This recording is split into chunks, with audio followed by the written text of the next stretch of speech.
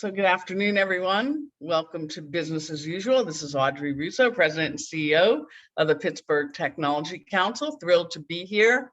Today, we have an international flair that's focused on business, and I'm pretty excited about that. Wait till you get a chance to listen to our guests. We'll be packed with information and things that are very useful to Pittsburgh-based companies as they start to think about the world, and in particularly Germany and some of the other countries adjacent to Germany.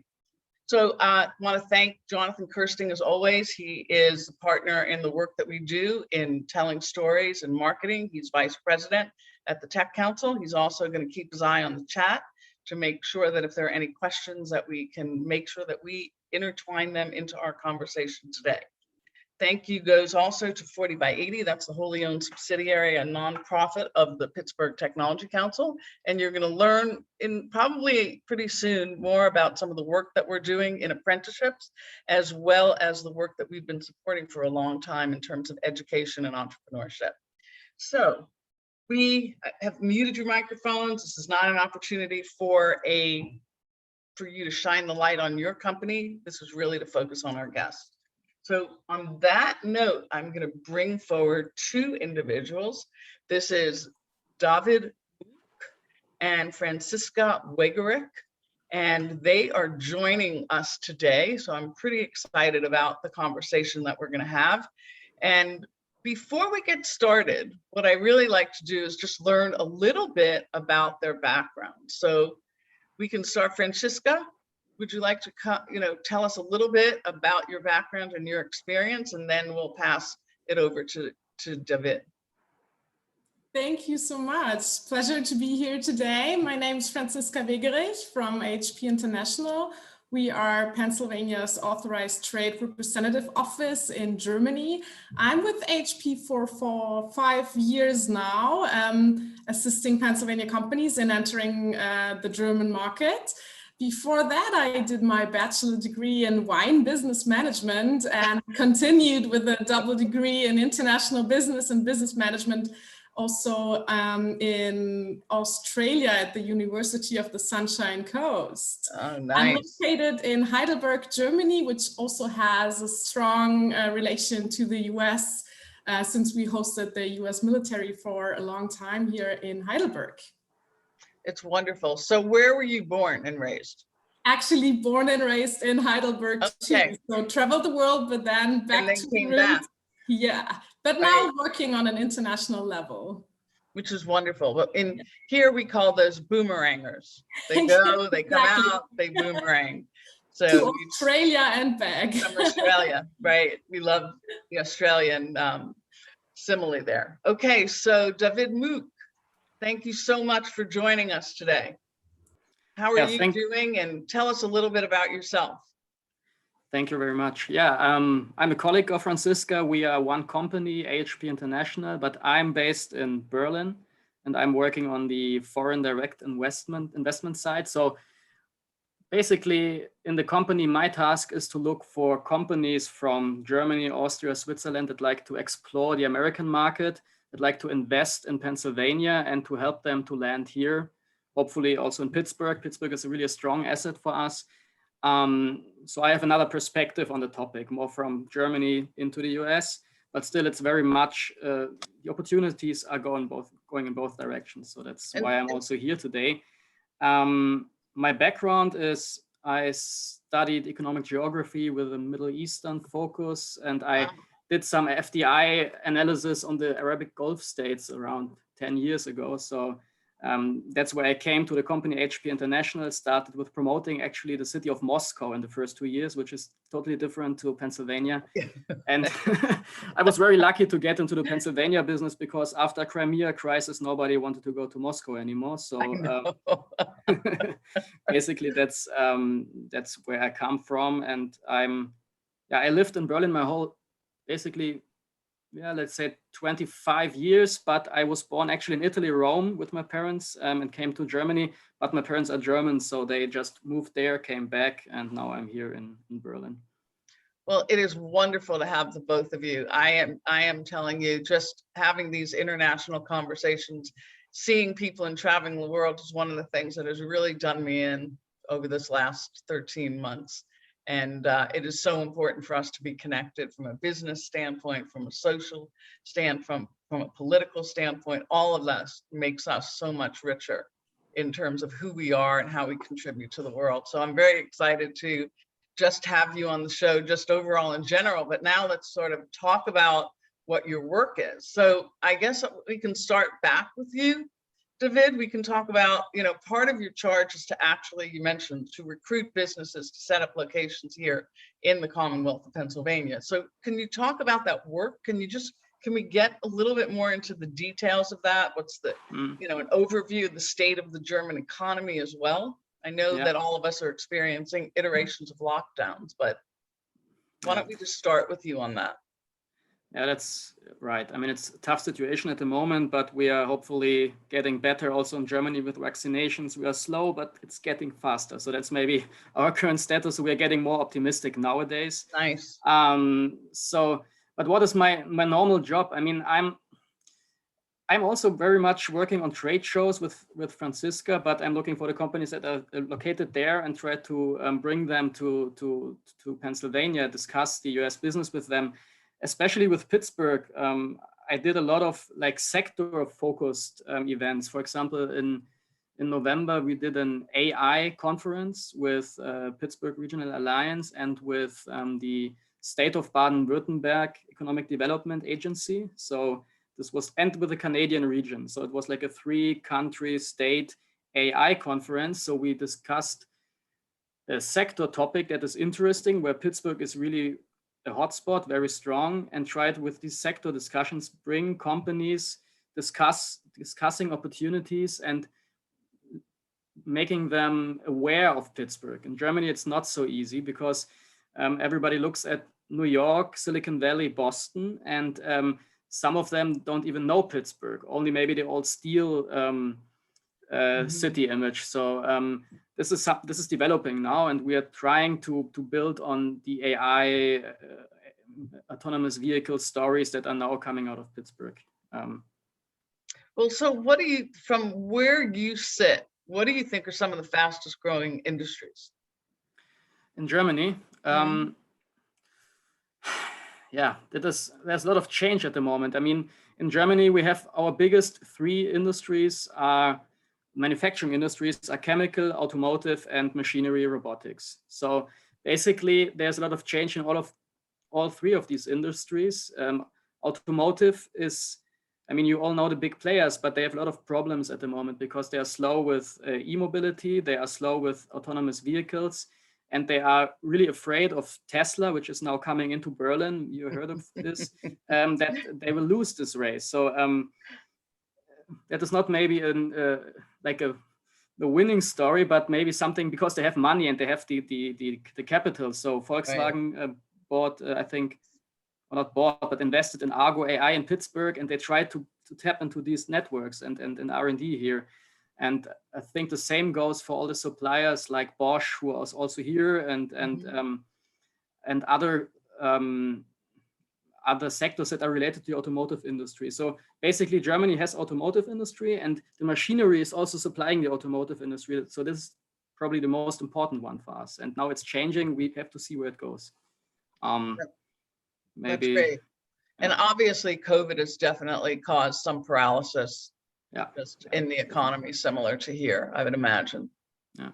But there have to be industries that have done well during medtech, pharma, for example, I would say. Yeah. So we see this, and we see this also in Pennsylvania. We had one of our biggest successes was a factory for PPE masks last year in eastern Pennsylvania. This is a company called Draeger, and so they invested here and got a big, I think they won a big contract with the US government, and we have other companies that are supplying the vaccination industries. Schott, for example, I think it's in York area or somewhere in this part of Pennsylvania. They're producing the glasses or packages for the vaccinations and for the doses. So they have, I think, 1/3 of the world business. So they are doing very well. I mean, that's great. That's great. So let's flip over to Francesca. And again, thank you so much for being candid and telling us a little bit about your background. Your charge goes beyond working to attract companies to Pennsylvania. You actually help Pennsylvania businesses to capture clients in Germany, which is something that we love, right? That we totally love.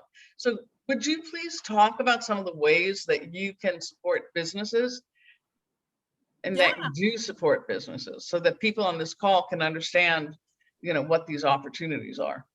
Yeah, of course. So as one of the authorized trade representative offices of the state of Pennsylvania, we are providing a range of services actually, and always starting with a kickoff call, an initial call with our Pennsylvania company to really define their level of experience and exporting and internationalization in order to provide customized services to them. So for example, if we start working with a new to export company, the main task would be to provide market information, sector specific information, market intelligence, but also important input on EU directives and EU import regulations, and also specific information on the German market, relevant association, and you name it. So lots of input and information to really create a decision-making base to further develop the market.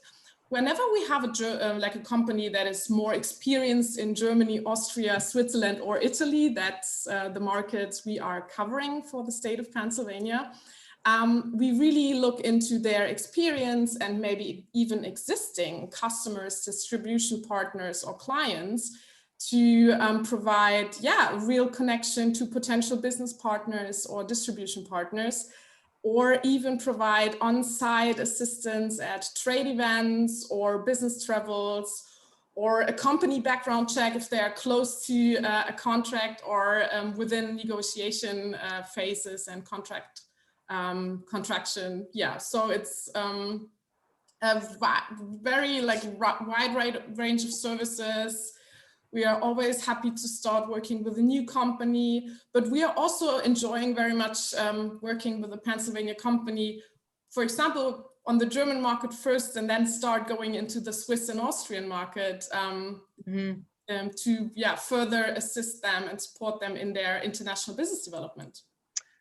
So are there any clusters? I mean, Mark Freeman has asked a question there saying, are there any examples over the last 2 to 10 years of companies? But I can tell you that in life sciences, there's been a tremendous amount of Pittsburgh-based companies that have actually went after their CE mark and gone through, certificate, for human clinical trials in Germany. So can you talk about? Yeah, definitely. So of course, we are mostly providing information on relevant clusters, but also connections and introductions with those. On CE certification, also in regards to the medical and healthcare sector, we are happy to provide further details on the new EU MDR that is will start this May. It actually got postponed from last year to COVID-19. But yeah, I mean, there are many sectors in Germany that really got a push from digitalization in general, megatrends like sustainability, renewables, and all digital topics in ICT, but also cybersecurity, which is also a huge topic, I believe, in Pittsburgh. So whenever we have like a question or request or a need for assistance, we usually try to really customize our service and assistance to our Pennsylvania companies and exporters. Yeah, we've had long history here with big companies here that still, like Covestro and Bayer and Lanxess. There are many of those big companies that have taken root in Pittsburgh, and the relationships have continued, but same with small. So go on. Yeah, I mean, especially for the small and medium-sized companies, I think the export assistance provided by the trade representative offices around the world are really valuable resource to further develop markets, and of course, in particular, the highly competitive German market in Europe. Well, if I go back to David, we've been following, like all of you have, the issues of the supply chain, right? Everything that's happened during COVID and even most recently through the Suez Canal. It's just been, paying attention to the supply chain is at the, it's at the executive level of being cognizant of how that's affecting most companies, right? So, particularly people that make stuff and rely on all these interdependencies. So, Germany has been faced with supply chain disruptions in other industries, right? Many industries as well. How might this be an opportunity for us here across Pennsylvania and across all these clusters to develop further business relationships? Mm-hmm. This is a good question. I mean, if the supply chains are interrupted, somebody can maybe, substitute them somehow. But I think we see a trend in like regionalization, so that if you don't get your supplies from China, you try to get them from Eastern Europe. So, I mean, that means for both directions, you have to locate. So for the German companies, they have to locate in the US because there's also regionalization. And Right. For the companies from Pittsburgh, they somehow have to be more present in Germany. So it's coming from trade more to the investment side, I would say it like this. Are there any areas, are there any particular market sectors that sort of, that stick out for you, that there are some real opportunities that we should be thinking about as we're having this conversation now? I mean, it's a moving target, I would say. I mean, definitely autonomous vehicles, everything on this where Pittsburgh is strong, because here the Germans are not strong and they want to get stronger and they're looking to America. So I would say this is one. AI is like the high-tech stuff, robotics, where Pittsburgh is really strong and has great companies. So the more traditional industries, I'm not sure actually. No, but those are good examples. The high-tech. Right. So those are good examples. We just have to do a better job of making sure that people understand Pittsburgh, right? And that we're not Silicon Valley, and that's a good thing. Yeah, right. It's also my job. Right. And that's a good thing. So let's jump back over to Francesca and talk about, you help companies, right? You help companies by facilitating the engagement in international trade shows, for example. So given how many of these trade shows have shifted into this Zoom, Teams world, right? Everything has changed.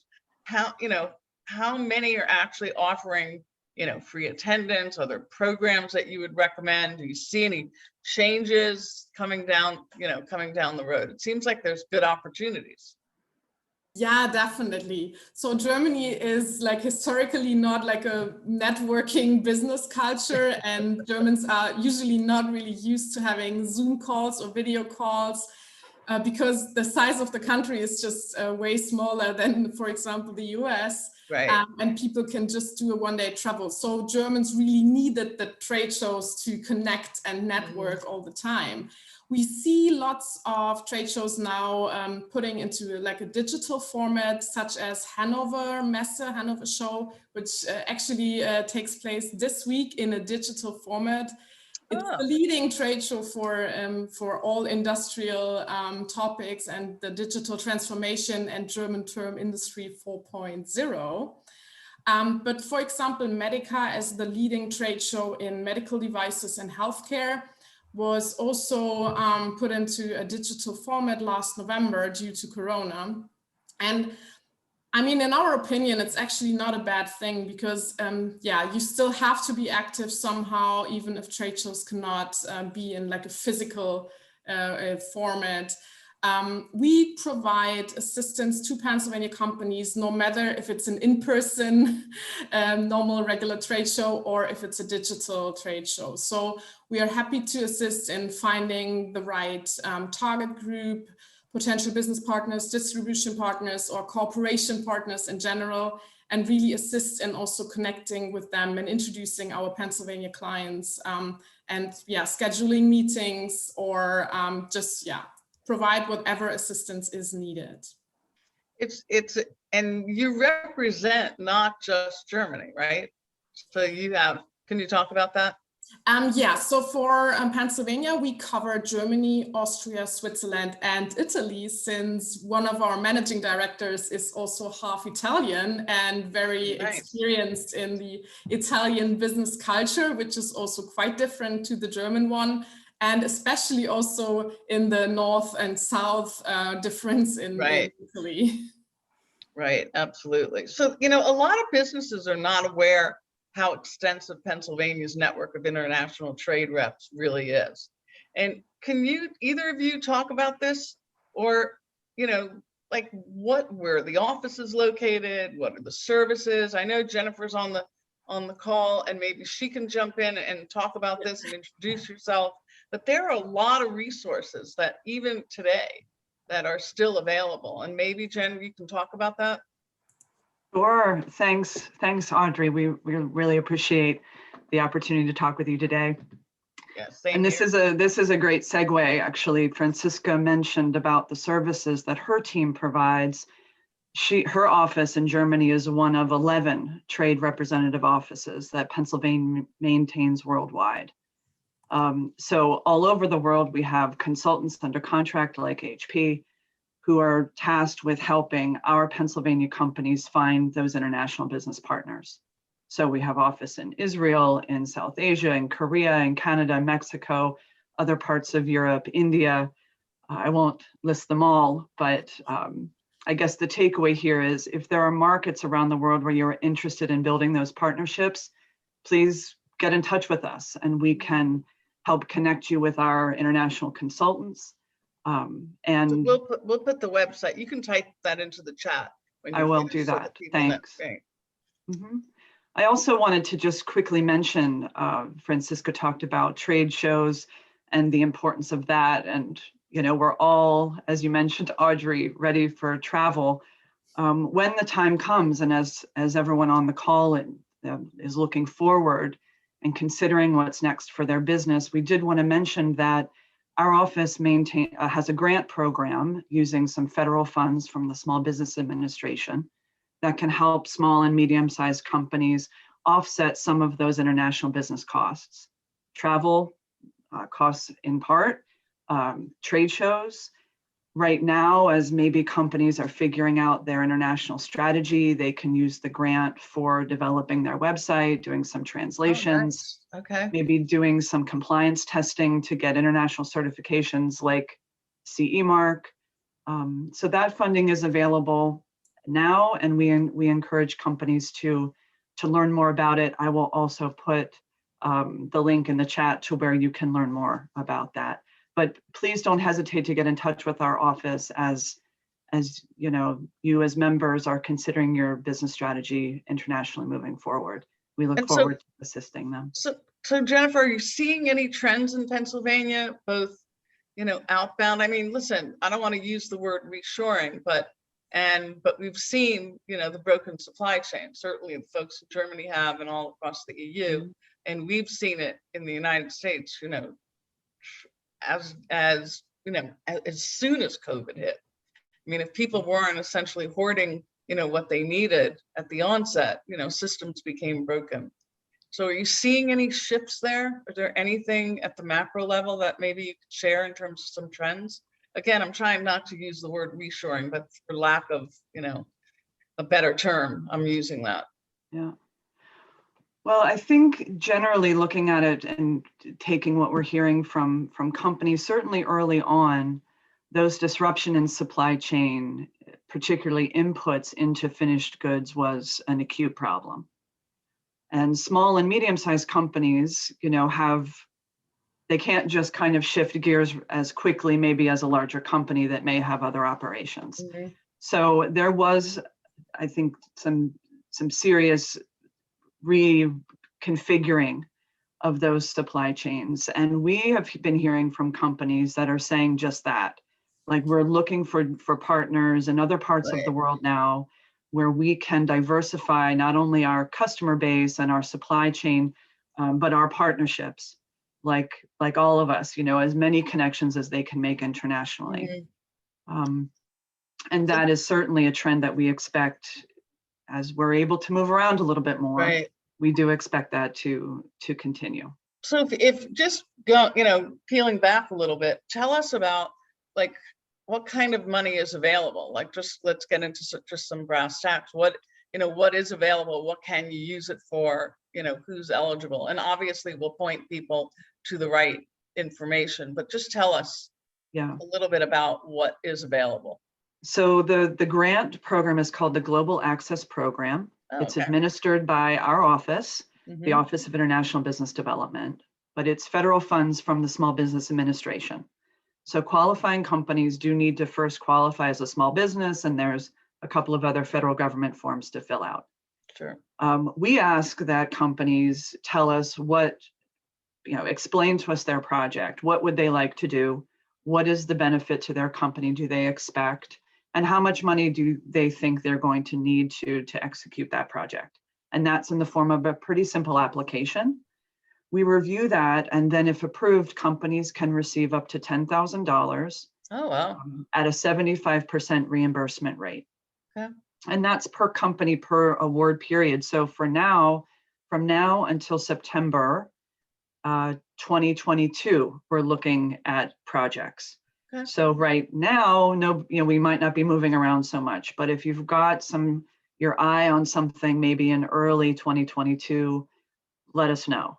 If right now you're looking to develop your website or do the internationalization that I mentioned, those kinds of projects can also be funded.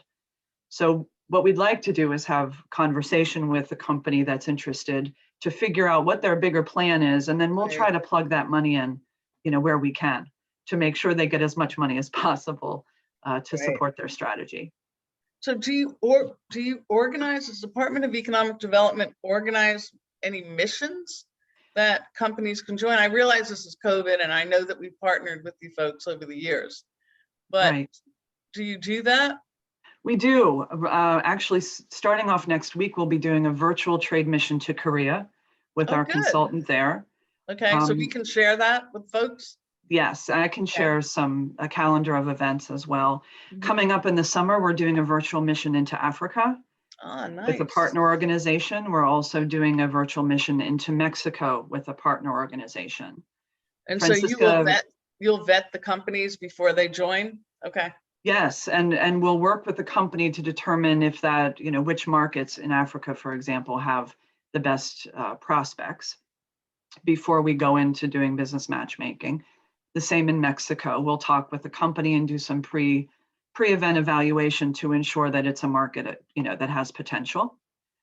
Francesca mentioned Medica. Medica is the largest trade show in the world for medical devices and equipment, and we're planning a Pennsylvania pavilion at that event where companies in that space can exhibit with us at a discount. That's still planned to be in person, so fingers crossed about that. When is that? That's middle November. Okay, so you're planning for that in person. That's a big event. I remember that. Yes, that's a big one.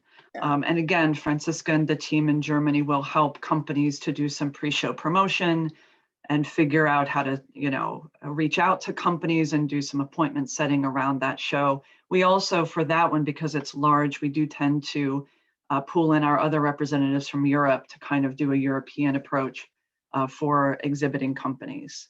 So those are just a few of the events, but we can assist companies individually at any time.